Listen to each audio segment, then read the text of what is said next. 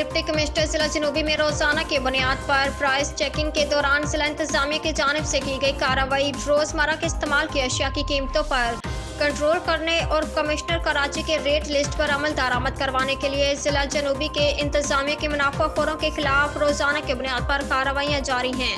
Deputy commissioner जनूबी captain retired Mohammad Saeed Lagari की हिदायत पर जिला जनूबी में assistant commissioner civil line Lyari सदर और गार्डन की कार्रवाइयाँ दूध, मुर्गी, गोश्त, सब्जी और ग्रोसरी स्टोर समेत 21 दुकानों पर 1,61,000 के जुर्माने आयद किए गए।